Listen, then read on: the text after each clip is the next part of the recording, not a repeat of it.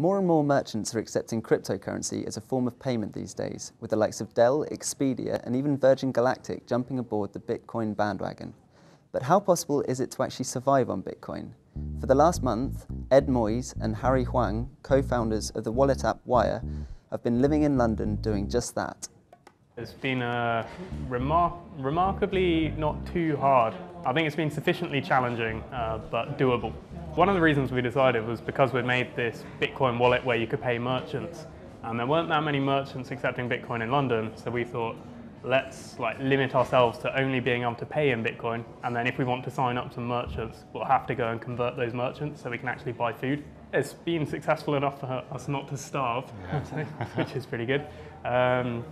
Yeah, so we've got 5 merchants on Wyre now, which is great, and then that's in addition to the other Bitcoin merchants in London.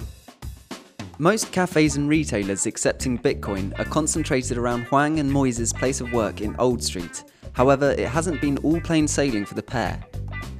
On Sundays, many of the cafes that they usually frequent are closed, meaning that they've been forced into undertaking involuntary fasts.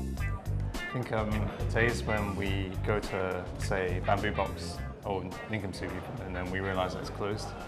It's like you can't go anywhere else, so we end up just thinking, oh, okay, we'll just go home and try and see if there's anything at home to eat. Yeah, so we've been forced to live the fast diet a couple of days, which is like the new trendy diet whereby you pretty much don't eat for 1 day a week. And yeah, most of the merchants are closed on Sundays, it turns out.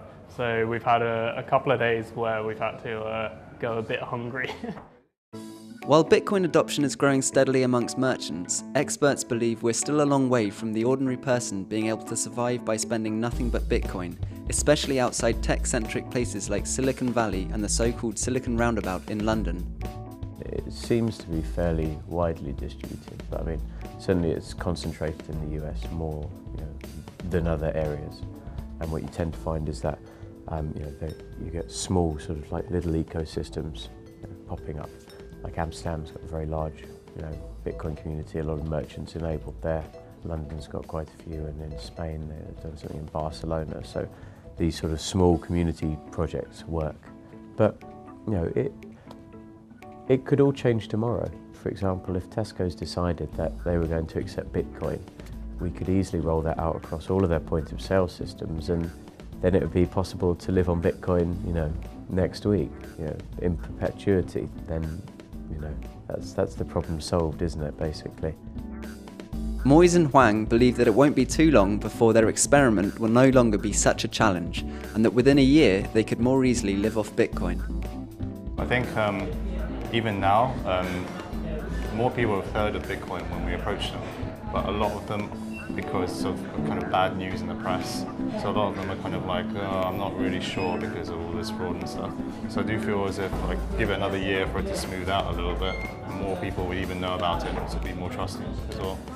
Yeah, I mean, to live off it on Sundays as well, we only need one more merchant to accept Bitcoin that accepts it on a Sunday, and then we're completely sorted.